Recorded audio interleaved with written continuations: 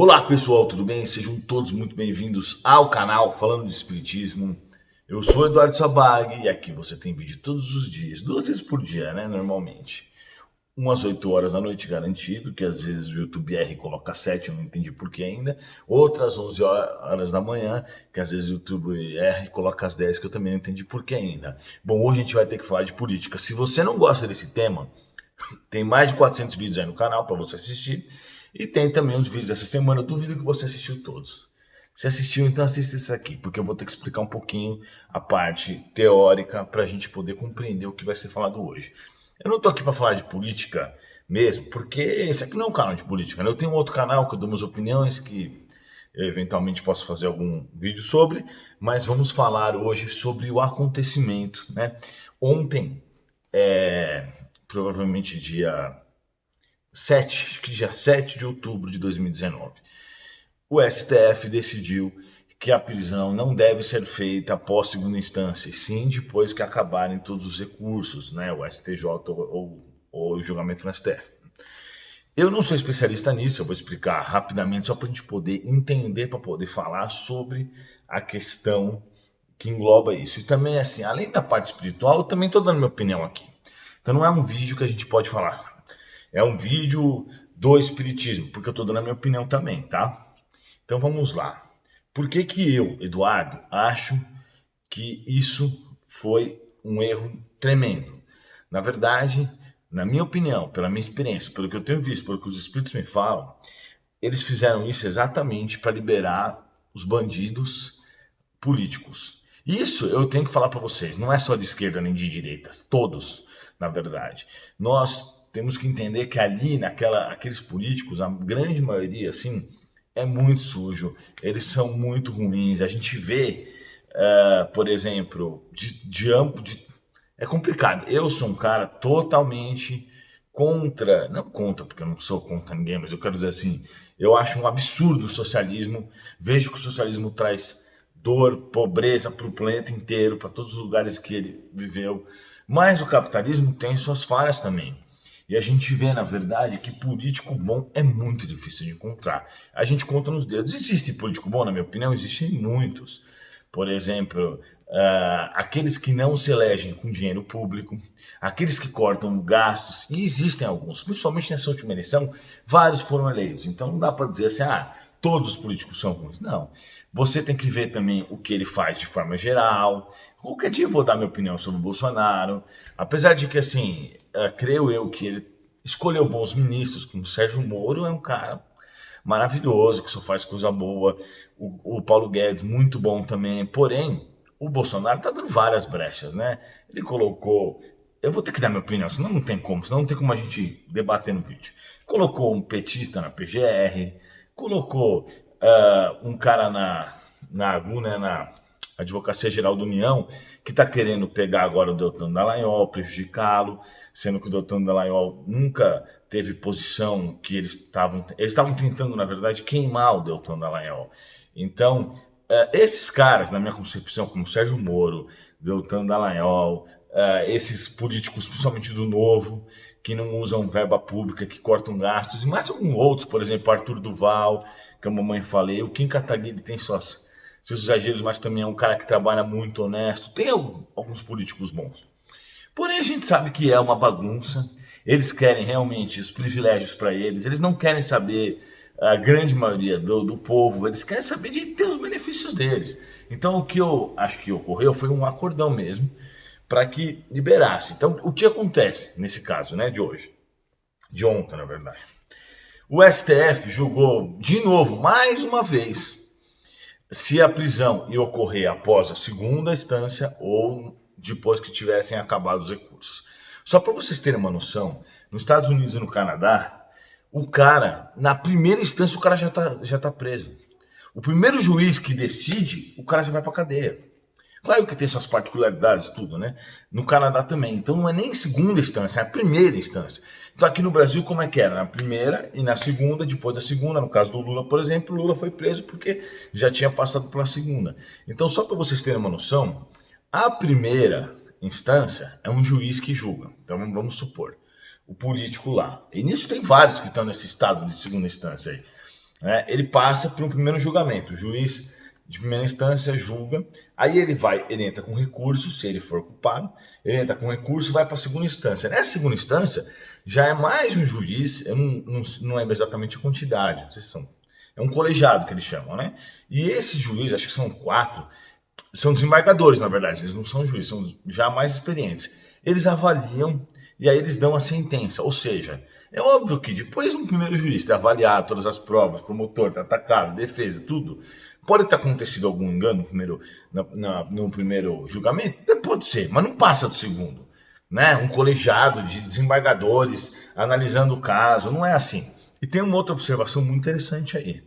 Só quem tem grana consegue fazer esses recursos. Porque, primeiro, os advogados cobram muito. Advogado desses políticos, advogado Lula, os caras falam em 100, 200 mil por mês, por recurso, umas coisas absurdas. Então, como é que o cara paga essas coisas, né? Então, assim, temos que ser justos também. Não é só da esquerda, não. Os da direita também. Eles vão lá e pagam os advogados mais caros do Brasil, advogado que tem amizade com os poderosos também. Então, tudo bem, ele vai lá, né? Pá, faz um recurso.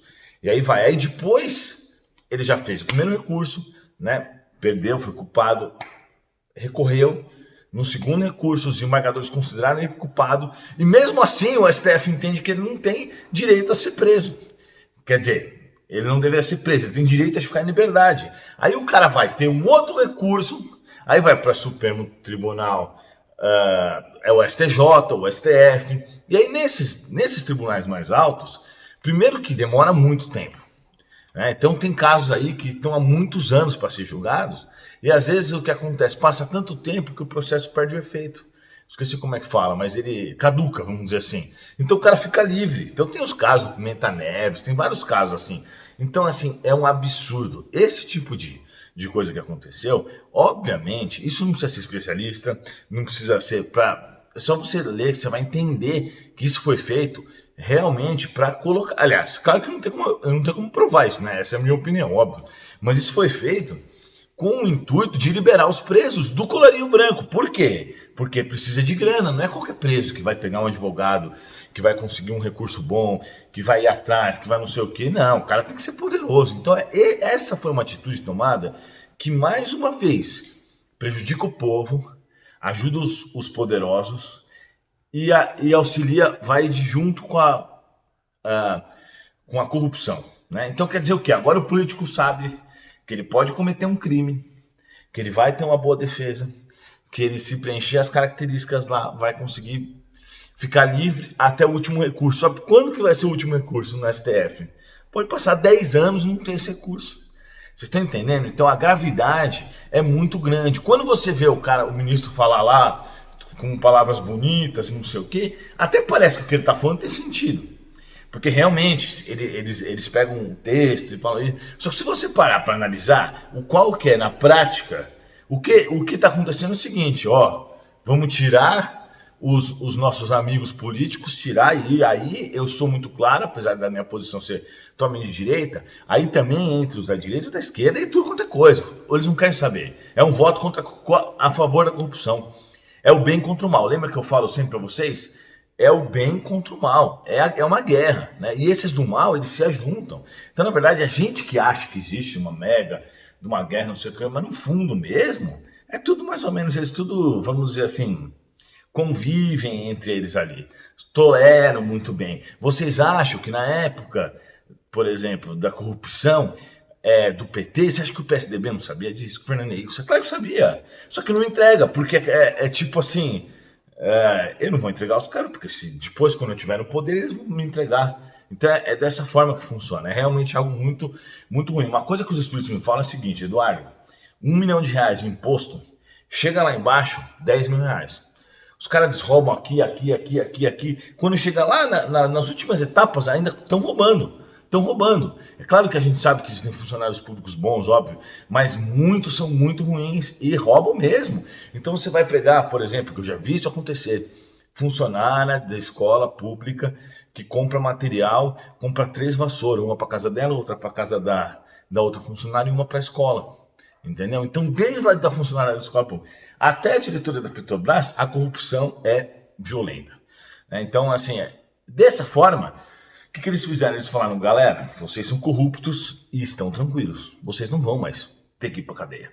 Porque agora a gente deu um jeito, né, para liberar vocês de qualquer problema. Esse é o meu entendimento. Claro que essa é a minha opinião, né? Eu não tenho como provar essa minha teoria, mas é a minha opinião. Então, o que acontece aí?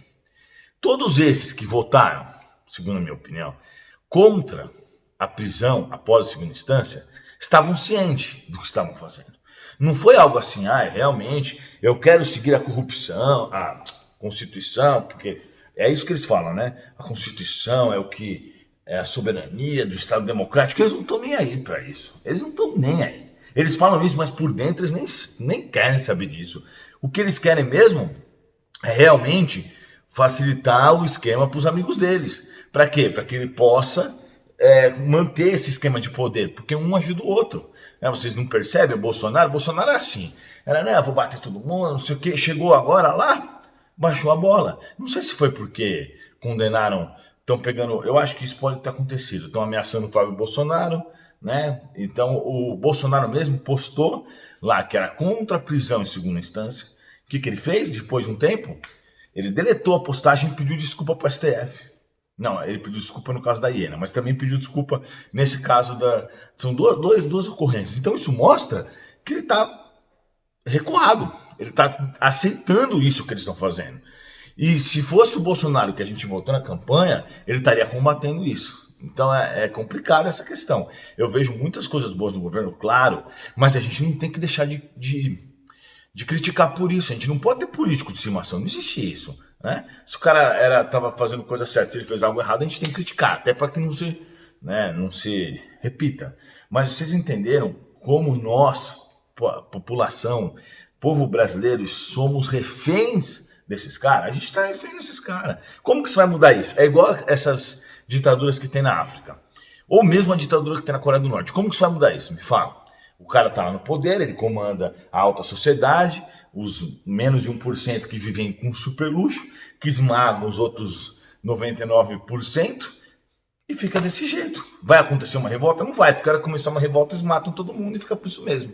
Então, são questões complicadas de a gente realmente modificar. Mas é claro que mais cedo ou mais tarde vai ser modificado. Quando Jesus quiser, pela vontade dele, achar necessário que aquilo mude, vai ocorrer. E eu acho que essas mudanças estão perto de acontecer, porque, vamos dizer, muitas coisas boas vinham acontecendo. Agora que a gente tem tido derrotas atrás de derrotas, né? Hoje, por exemplo, bom, eu não vou falar sobre isso, essa questão da AGU, né?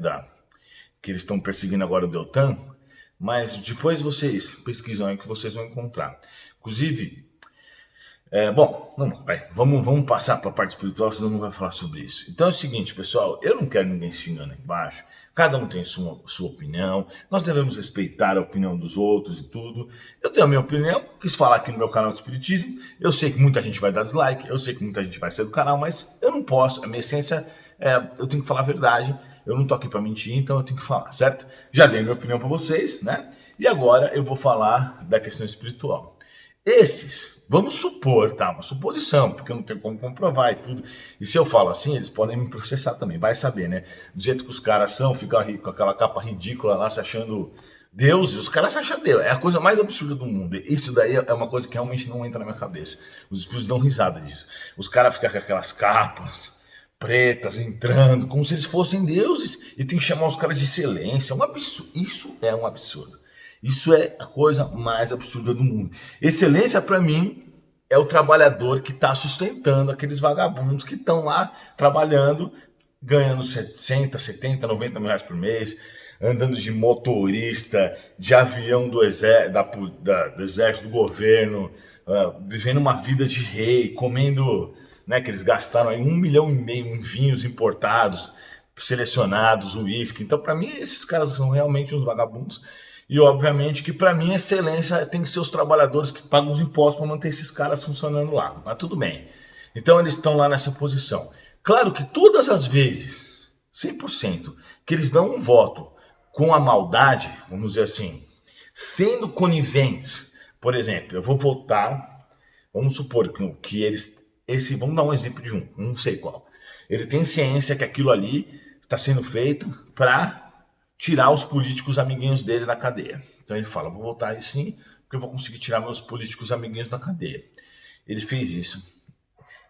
O reflexo, espiritualmente falando, é violentamente gigantesco. Porque rapidamente ele vai tirar um monte de bandido que estava cumprindo pena. Né? Isso daí é uma imediata. Os outros bandidos médios também vão entrar com recursos para tentar sair. E muitos vão sair. Né? A impunidade, aquela sensação de impunidade, vai fazer com que outros que nem eram tão corruptos sejam ainda mais corruptos. Então olha o reflexo absurdo que aconteceu. Isso vai prejudicar o país economicamente também. Ontem, só de terem feito isso, o STF, hoje já subiu um monte de dólar. O investidor olha para o Brasil e fala, isso aí é paizinho, não vou investir minha grana. Isso é país de terceiro mundo, não vou colocar minha grana. Por quê? De repente os caras mudam a regra para um retrocesso que não existe mais, os países estão tudo evoluindo para cada vez aprender mais rápido e o Brasil voltando. Ele fala, não, esse país não tem segurança jurídica, porque qualquer hora a regra pode mudar, uma hora pode entrar um ditador lá, maluco, e falar, agora, beleza, o dinheiro dos outros é nosso dinheiro, tudo. Então os caras saem, começam a tirar, começam a vender o que eles têm de dinheiro aqui, né? As empresas ficam meio assim de investir no Brasil. Porque você acha que é fácil uma empresa vir de outro país investir 100 milhões para montar uma fábrica aqui, 200, 300 milhões, até às vezes 1 bilhão, depende da situação.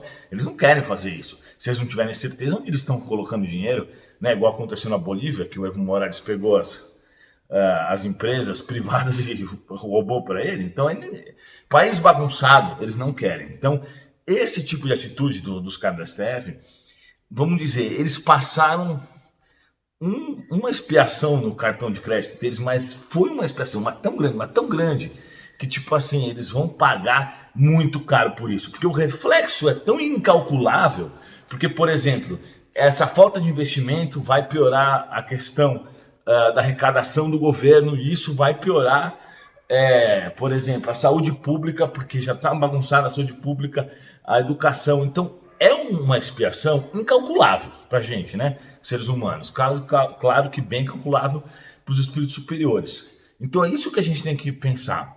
A política, o cara que se dedica a ser um político, ele tem que pensar muito antes de fazer isso. Porque ele vai ter a possibilidade de fazer o certo, de fazer o bem. Isso não só na política, né? A gente pode falar isso de médico, de qualquer profissão, na verdade, que algumas dessas profissões, elas têm mais, por exemplo, o médico tem acesso à vida das pessoas. Se ele trata as pessoas mal, com descaso, deixa uma pessoa morrer por vacilo dele, né, por estar nem aí para a pessoa, que isso acontece muito, ele vai ter altas culpas no plano espiritual. Mesma coisa policial, que pode ser prender uma pessoa injustamente, isso pode acontecer. Óbvio que policial é uma profissão muito legal, mas existem sempre os ruins, né? A gente sabe que sempre existem os ruins nas profissões.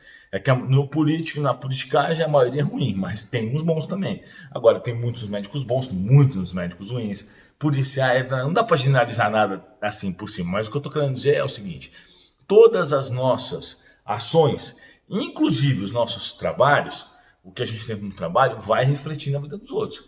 Eu, por exemplo, eu vou em um certo momento mostrar para vocês, que são os meus seguidores, o que são as minhas empresas, os segmentos que elas atuam, porque eu tento, inclusive eu estou lançando uma marca agora, de motor, ai caramba, estou confundindo tudo, uma marca de moto elétrica, né, de produtos solares. Para quê? Para tentar melhorar o planeta. A minha ideia é o quê? Vou fazer um bem para o planeta. O que eu posso fazer? Vou fazer algo que não polua, vou fazer, estão entendendo? Então, com uma porcentagem pequena da empresa, eu vou plantar árvore, outra a gente vai jogar para uma doação, para projetos. Então, a gente tem que fazer as coisas para melhorar o mundo. Então, esses caras, né, tanto médico, policial ruim, todo mundo, na verdade, pode ser qualquer profissão.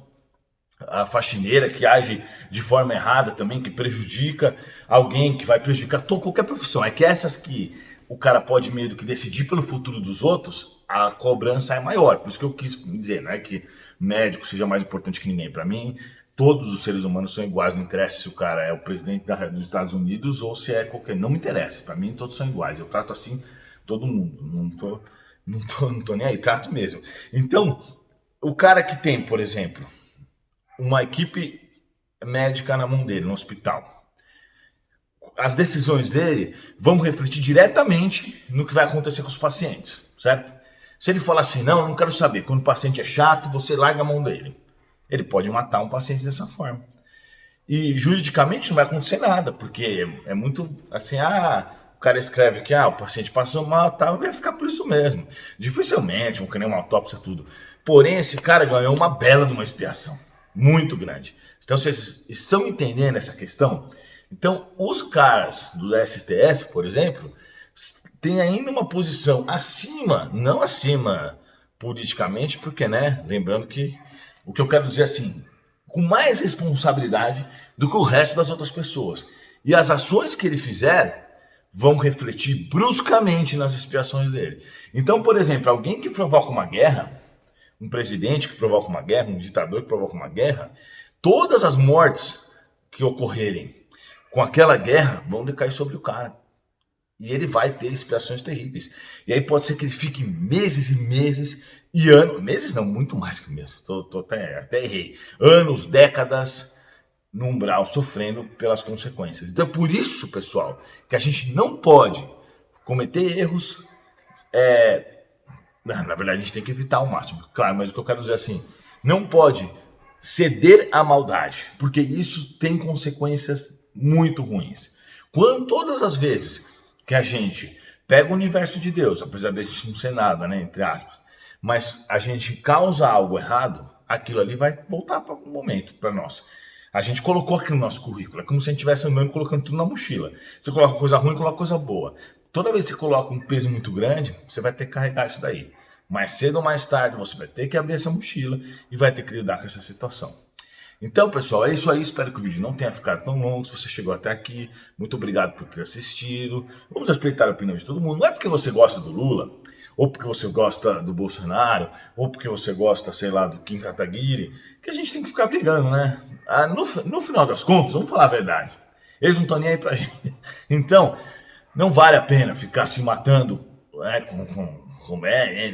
Vamos manter a nossa boa vibração e fazer a nossa parte para que o planeta fique melhor, o nosso país, o nosso bairro e por aí vai. Muito obrigado, pessoal, e até a próxima.